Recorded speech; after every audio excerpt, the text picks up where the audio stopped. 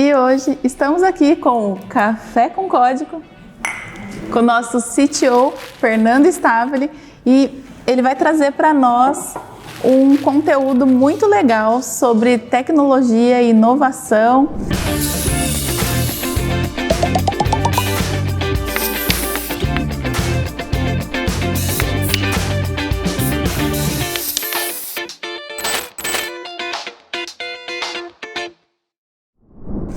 Então, Fer, seja muito bem-vindo aí ao nosso quadro do É Sobre Isso. Estou muito feliz em estar podendo compartilhar esse tempo com você, do Café com Código, e levar aí para a moçada de uma forma leve, descontraída. Isso. Algo que às vezes eu vejo ali vocês tão concentrados, né? E eu falo, meu Deus, eu leio aqueles códigos e falo assim, não entendo nada. O que esses meninos estão fazendo?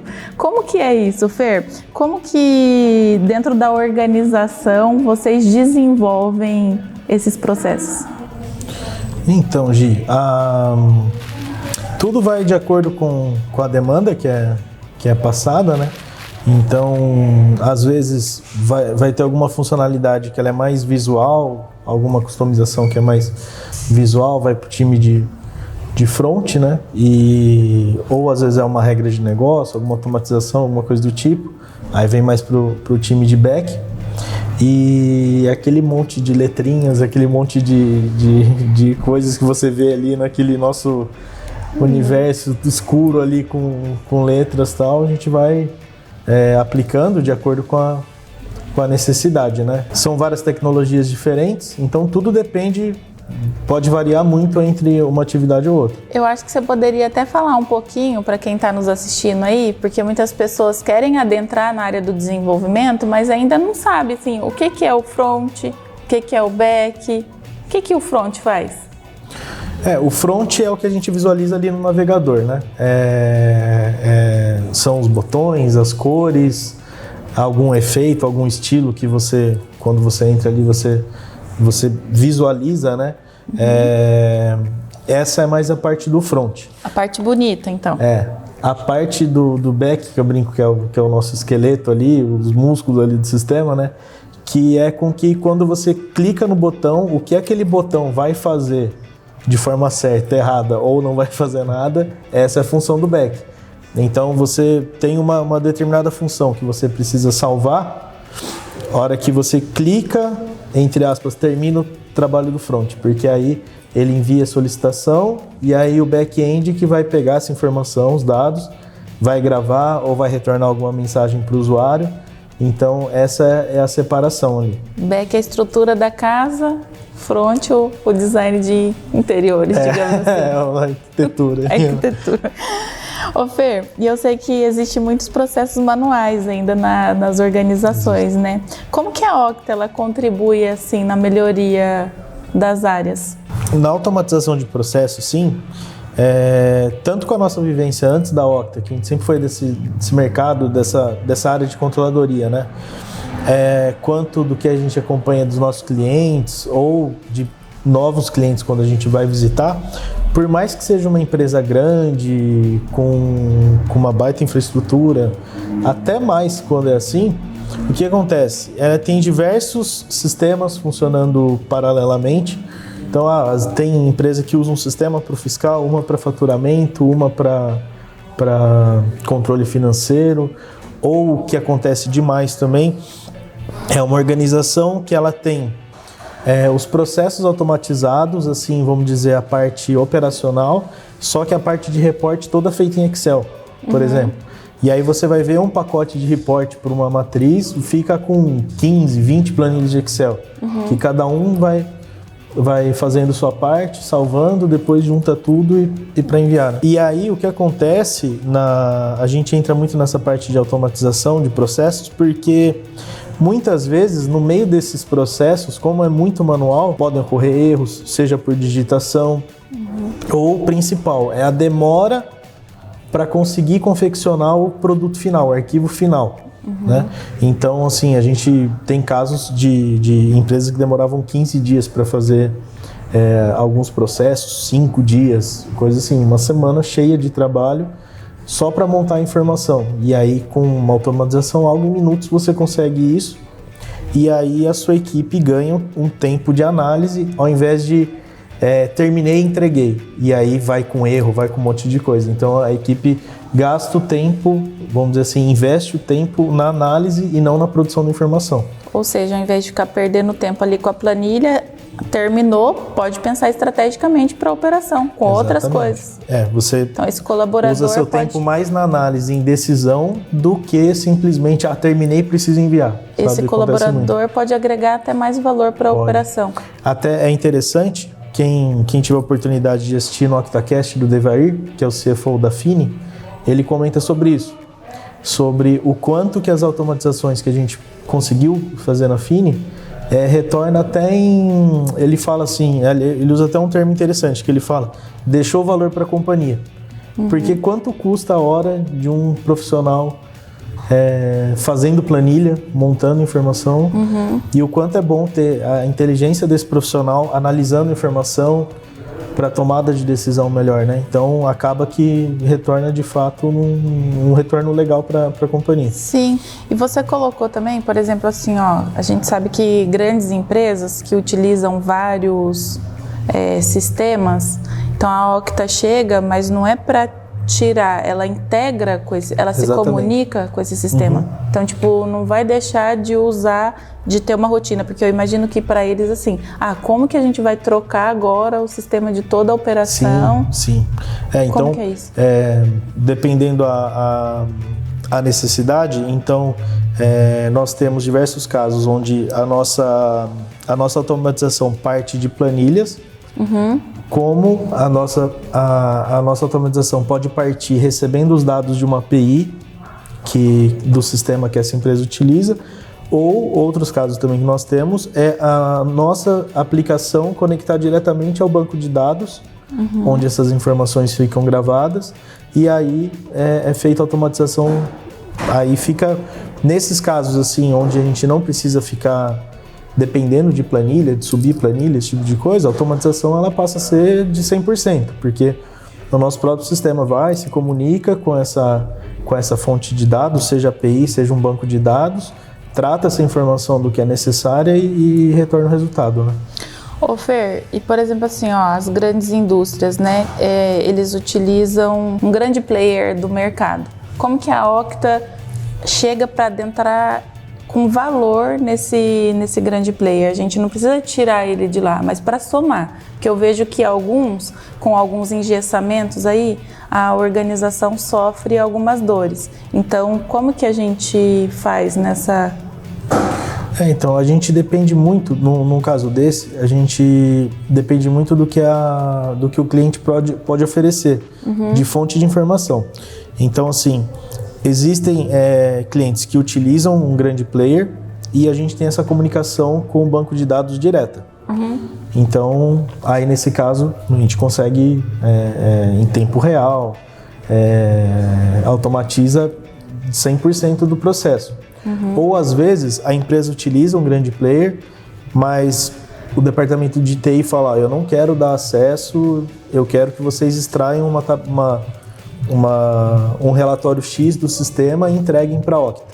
Tudo bem, né? A gente vai depender de um upload dessa planilha, algo do tipo. Mas vai até um pouco além na questão do que o departamento de TI desse cliente pode ou não dar acesso para nós. E uma vez que a empresa chegou aqui na Octa querendo utilizar as nossas soluções, como que é feito esse mapeamento para resolver a dor do cliente? Nesse caso de automatização de processo, geralmente o que nós gostamos de fazer? A gente começa com mapeamento, que seria como se fosse uma entrevista com as pessoas que participam desse processo, né? Porque a pessoa vai te trazer, falar, eu preencho tal informação aqui dessa forma, e às vezes quando você vai conversar com a pessoa, você pergunta, por que é feito dessa forma? Quando eu cheguei já era assim. Ou, por exemplo, quando eu entrei, fulano me falou que era para fazer assim e desde então eu faço. E continua assim.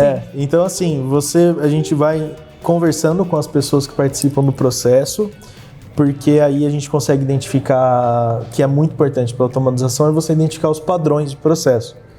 Então, às vezes, pessoas diferentes trabalham com a mesma informação. Uhum. Então, identificar os padrões, conversar ali com cada pessoa para entender todo esse fluxo.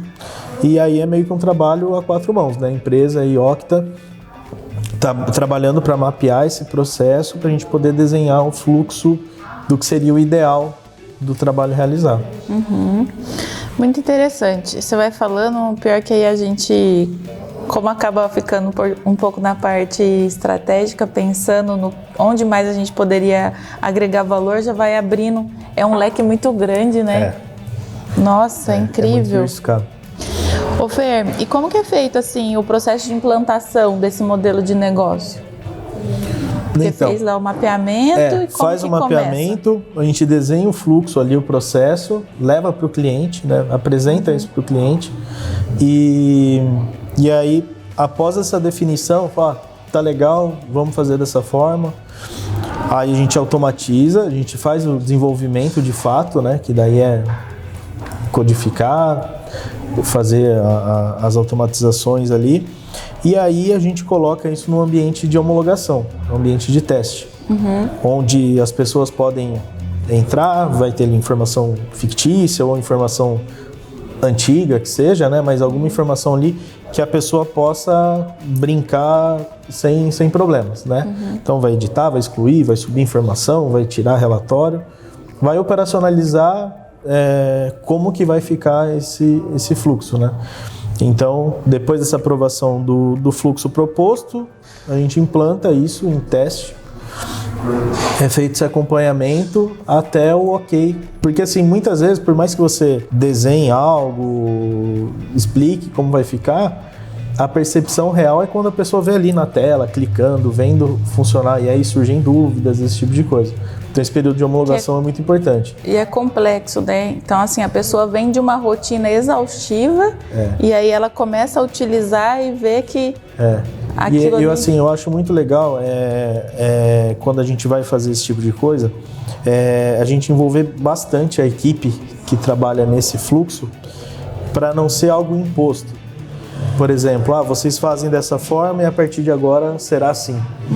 É legal envolver a equipe tanto no desenho do mapeamento, quanto nessa parte de homologação, porque todo mundo se sente dono ali do processo, sabe? É uma diferença que fica bem legal. E aí tá junto ali na construção, né? Tá participando ativamente, né? Para ver o melhor acontecer, porque muitas vezes eles também já estão cansados, né? Exatamente. Então a Octa, na verdade, ela chega agregando valor até na melhoria de qualidade de vida desse colaborador. Porque a pessoa para assim, a gente sempre viu isso como uma perda de tempo muito grande de você ficar confeccionando informação, né? Você ficar ali, eu tiro 5 relatórios, eu vou somando aqui, vou juntando aqui, faço uma tabela dinâmica e isso toma muito tempo. E geralmente isso é feito no meio de um fechamento, onde você já está com o estresse ali mais alto. Então, assim, você sair dessa realidade para passar para algo que você já tem a informação pronta, você ganha muito tempo, né? Então, é a qualidade de vida, né? E o quanto que reduz o índice de erro e retrabalho? Exatamente. Né? Por isso, você está ali num período estressante de fechamento e tudo mais, e aí você vai digitar um valor, erra uma vírgula, erra algo do tipo, pode dar um problema, uma decisão errada, né? Porque você vai estar com uma informação incorreta, né? Então, isso ajuda bastante mesmo. Então imagina assim que cada projeto, quando a empresa chega aqui na Octa, é muito único, né? Então como vocês fazem essa simplificação para eles, né? Desse novo formato, desse modelo. Por isso que é tão importante a participação do cliente no processo. Porque não necessariamente o que eu fizer para uma companhia vai se adequar 100% para outra, né? E aí vem a nossa flexibilidade de poder trazer formas diferentes de fazer isso, né? E depois que fez lá a homologação, aí validou, Aí quanto tempo, desde o início até dar o Go Live, dura? Então, depois dessa homologação, quando a gente faz a homologação, a gente aproveita essa etapa para fazer a parte de treinamento e documentação. Então, por exemplo, os manuais de utilização, esse tipo de coisa, né? E aí é combinado o dia do Go Live, onde de fato vai para a produção. E aí entra também a equipe do suporte para acompanhar, porque é uma mudança de rotina. Então, assim, é legal que o pessoal esteja seguro que se precisar de alguma ajuda, alguma coisa, por mais que esteja validado, né? Mas quando vai para produção, é legal que eles sintam que tem alguém próximo, o suporte está próximo para acompanhar o processo, né? Principalmente as primeiras vezes. E prazo depende muito do tipo de automatização, quando que é executada, se é uma tarefa diária, semanal, ou se é algo que é feito só no fechamento, ali uma vez no mês, né? Então, isso influencia no prazo. Cada caso é um caso mesmo, Cada muito caso específico. É um caso único. Mas uma média aí gira em torno do quê? De uns 60 dias? Por aí. Tá. E vocês conseguem fazer uma métrica para medir o impacto de redução de tempo desse processo?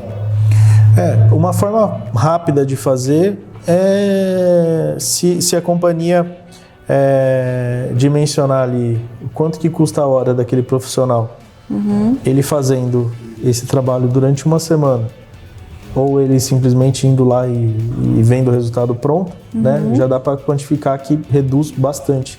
Né? Você aproveita esse profissional, a capacidade desse profissional para coisas de maior valor para a companhia. Né? Estratégicas, né? Exatamente. Que é o que a gente precisa, trazer o novo e melhorando cada vez mais, né? Bom, então assim, Fer, eu sei que tem um fluxo aí na automatização, né, de processos, e aí eu gostaria que você falasse um pouquinho desse fluxo. Tá. Quando a gente conversou sobre isso, eu separei em 8 pontos. Então, o mapeamento do processo, o levantamento de requisitos para que isso seja feito, o desenho desse novo fluxo, a aprovação junto ao cliente, o desenvolvimento, essa homologação junto ao cliente, o Go Live, que seria o 7º ponto, e o 8º, essa métrica de resultado, para a gente poder, depois de tudo rodando, chegar para a companhia e falar, com isso a gente conseguiu, seja redução de erros, ou seja, redução de tempo de processo, ganho em relação à hora profissional, esse tipo de resultado. Então, são esses 8 pontos. Cara, é muito legal, e ouvindo você falar, é cada dia mais apaixonante ver o quanto que a Octa entrega de diferencial mesmo para dentro das organizações, Sim. né? É muito prazeroso saber o quanto a gente contribui, né? Não só com aquelas pessoas que estão ali executando, com aquela organização que às vezes está escalando ou às vezes já alavancou e ainda continua tendo a dor de processos não tão bem administrados, né? E a gente consegue sanar isso. Muito obrigada por sua participação. Obrigado. Fiquei muito feliz. Espero que você também tenha gostado. Então, deixe aí o seu like, curta, compartilhe, divulgue para os amigos, para quem está querendo desenvolver também. Vamos trazer mais conteúdos Exatamente. Legais aí, né, para contribuir com essas pessoas. Espero que você tenha gostado e é sobre isso. Café com Código. Vamos lá!